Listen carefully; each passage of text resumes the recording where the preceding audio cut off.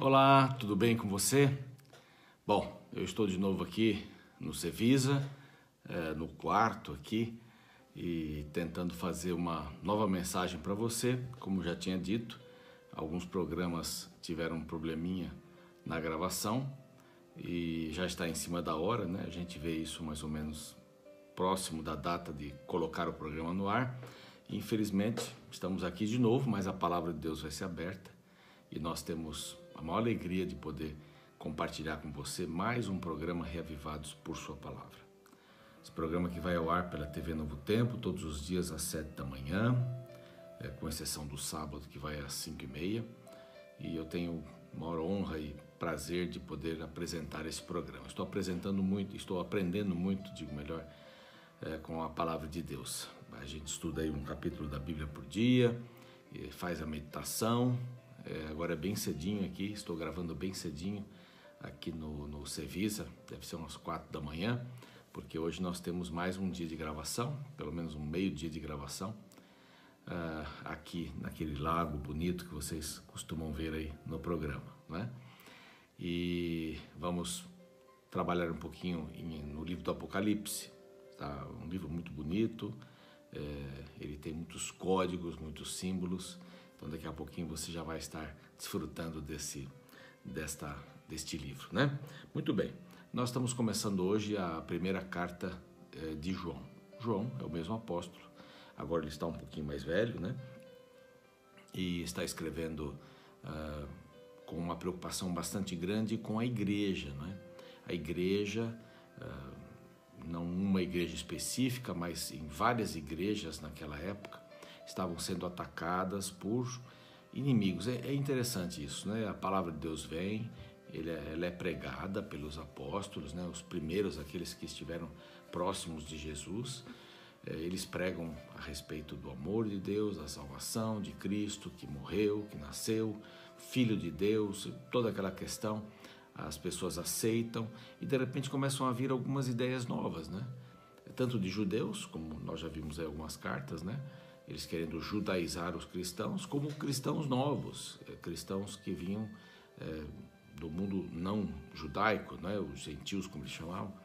Então, algumas filosofias gregas começaram a entrar e uma delas foi o gnosticismo que dividia o corpo e o espírito, né? O corpo é mau e o espírito é bom, o espírito é de Deus, o corpo não é. Então, vamos massacrar o espírito, vamos fazer do espírito... massacrar o corpo, né? Vamos dar para o corpo o que ele quiser, ou vamos judiar do corpo, porque o que salva mesmo é o espírito.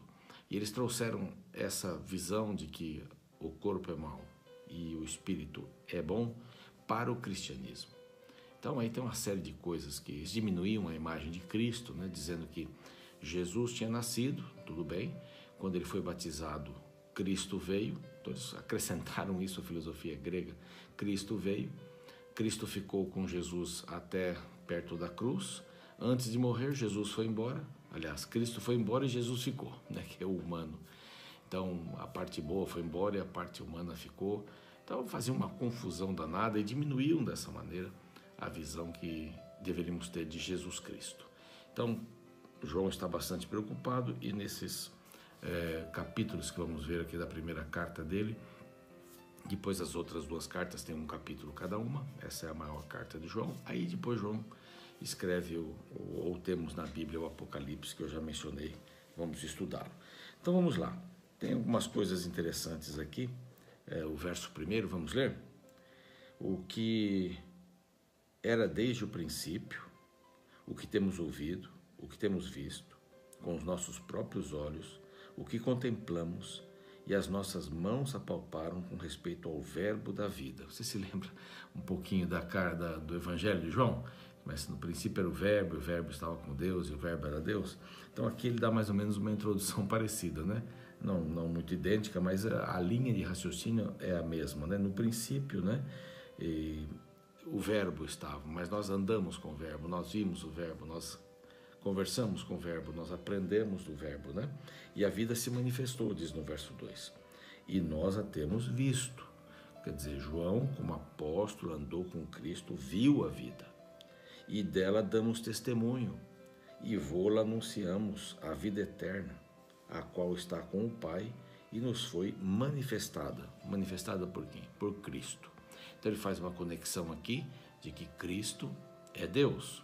A vida do Pai foi manifestada nele, a manifestação nele, porque eles acreditavam que Deus tinha aí umas manifestações, né? Vou ser bem grotesco aqui, mas ele dava um espírito, criava uma vida. Eram ingerências de Deus ou eram manifestações de Deus, assim, através dos anjos e através de outras criações dele e tal, mas ele diz assim, foi manifestada através do Pai na vida de Cristo, é uma manifestação do Pai, da vida do Pai. Então era o Verbo que se tornou carne e viveu entre nós. Nós o vimos, nós nos relacionamos com ele, damos testemunho dele, anunciamos a ele. Então, João está mostrando um pouco das suas credenciais, mas falando, dando já a introdução de que o assunto aqui é o Verbo. É o Verbo. É Jesus. Jesus Cristo, sem diminuir a sua imagem. O que temos, verso 3, o que temos visto e ouvido anunciamos, também a vós outros, para que vós igualmente mantenhais comunhão conosco. Ora, a nossa comunhão é com o Pai, com o Filho, Jesus Cristo. Então, vejam a preocupação dele sempre em enaltecer o Cristo. Nós anunciamos isso para vocês, para que vocês tenham comunhão conosco. O que quer dizer isso? Que vocês pensem como nós pensamos, porque a nossa comunhão é com o Pai. Então, se a nossa comunhão é com o Pai, você tem comunhão conosco, está tudo certo, não é? Nós estamos levando vocês para o Pai, não é? E o propósito do livro, verso 4, diz assim, essas coisas, pois, vos escrevemos para que a nossa alegria seja completa. As pessoas que precisam ser salvas pelas suas próprias forças, elas não têm alegria. São aquelas pessoas que a gente olha e diz assim, onde está doendo hoje, né? Porque todo dia tem uma reclamação. São as pessoas que vivem culpadas porque elas não conseguiram o 100% e nunca vão conseguir o 100%, não é? E também não vão conseguir 90% e Deus completa. Isso aí é falso, essa ideia é falsa. Deus completa o incompleto que existe em mim. Não, não é isso. Deus me dá tudo. É tudo ou nada. Ele domina ou não domina a minha vida. Eu estou na videira verdadeira ou não estou na videira verdadeira. Né? Inclusive, João fala sobre isso.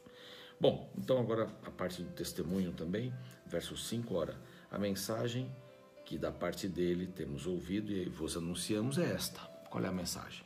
E aqui ele vai evocar um pouquinho do livro de João, né? Do Evangelho de João, que Deus é luz e nele não há trevas. Lembra-se que João gostava de fazer esses contrastes, essas comparações? E em João capítulo 1, versos 1 a 14, ele fala, né, lá na metade mais ou menos, que ele é a luz, que veio para brilhar todo homem que estava nas trevas. Então, qual é a mensagem? A mensagem é essa, que Deus é luz, não é? E nele não há trevas. Se dizemos que mantemos comunhão com ele e andarmos nas trevas, mentimos e não praticamos o que é verdade. Então, andar nele, andar na luz, não nas trevas, não é? Se eu digo que estou com ele, mas estou nas trevas, eu estou mentindo. A grande realidade é essa. Muitas vezes nós não queremos pagar o preço. E qual é o preço que temos que pagar? É a dependência dele. No próprio Evangelho de João ele já falava isso. A dependência dele, fala isso na videira verdadeira, fala também no discurso de Jesus, tem que comer a carne e o sangue, né? É uma coisa assim, como comer a carne e o sangue. É isso mesmo. Viver, depender de Cristo, não é? E beber o sangue, no caso, seria, né? Não comer, mas viver dependendo dele. Então essa é uma grande necessidade que nós temos, a dependência dele para vivermos na luz. E aí continua, se porém andarmos na luz, como ele está na luz, mantemos comunhão uns com os outros, e o sangue de Jesus, seu Filho, nos purifica de todo pecado. Então veja uma coisa interessante, se nós temos esta verticalização, não é? A relação com ele vertical, nós vamos ter também uma boa relação horizontal. Se nós temos paz com Deus, temos paz com as pessoas. Então a base de tudo é estar em Deus. Se eu compreendo o amor de Deus e necessito do amor de Deus em minha vida, eu vou ter uma melhor qualidade de amor para amar no horizontal, não é? Se eu entendo a Deus, ou entendo que Deus me perdoa, não é? Entendo o perdão de Deus, a graça de Deus para mim através de Jesus Cristo, do seu sangue, da sua morte, eu também vou perdoar as pessoas. Eu vou ter este nível. Muitas vezes a gente tem dificuldade de perdoar alguém, a gente se sente culpado, muitas vezes a gente não consegue amar, nem a si mesmo, nem o próximo, não é? Porque falta esta relação vertical. A compreensão da necessidade que temos de estar ligados a Ele. Se mantemos comunhão com Ele, mantemos comunhão uns com os outros. Então essa é a força aqui. Então você precisa depender de Cristo para a vida. Ele é a luz que ilumina o seu caminho. Sem Ele, você e eu estamos nas trevas. Você entende isso? E o texto é tão bonito aqui que dá vontade de ler todo, né? Se dissermos que não temos pecado nenhum, a nós mesmos nos enganamos. E a verdade não está em nós. Mas se confessarmos os nossos pecados, Ele é fiel e justo para nos perdoar os pecados e nos purificar de toda a justiça. Então, se eu compreendo que o Senhor é o meu pastor, se eu compreendo que o Senhor é o meu Salvador, Ele me guia, Ele me salva, Ele me redimiu na cruz, então eu entendo que eu sou pecador e que dependo dEle.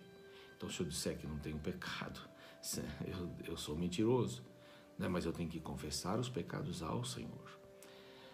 Isso não quer dizer assim, eu faço uma lista e tal. Não, eu tenho que ter isso no meu coração. A minha relação com Deus vai despertar isso. Vai mostrar as trevas que eu estou vivendo. Ou as trevas em que eu estou vivendo, né? Eu não enxergo nada. Quando a luz brilha, eu começo a enxergar tudo. Eu digo, meu Pai, onde é que eu estava indo? E agora eu quero ter essa relação com Cristo. E o verso 10, se dissermos que não temos cometido pecado, fazemos-no mentiroso, e a sua palavra não está em nós. Então, eu tenho que reconhecer isto, a minha dependência com Ele, fazer esta relação ser uma relação séria, ter uma relação horizontal por causa dessa, para vivermos. E aqui no capítulo 2, que é uma parte do 1, a gente deixa para amanhã, tá bom? Ele já diz, filhinhos meus, estas coisas vos escrevo para que não pequeis, tal, isso aqui vai ficar para amanhã. Mas hoje a gente aprendeu que temos que andar na luz com o Senhor e do Senhor. E esta luz vai refletir na nossa vida horizontalmente. Vamos orar? Pai bondoso, pedimos a Tua bênção para a nossa vida nesse instante. Que o Santo Espírito inunde o nosso coração de luz, para que possamos andar com o próximo, com o semelhante. E que aprendamos a depender de Cristo, confessar os nossos pecados e ter um coração puro. Em nome de Jesus. Amém.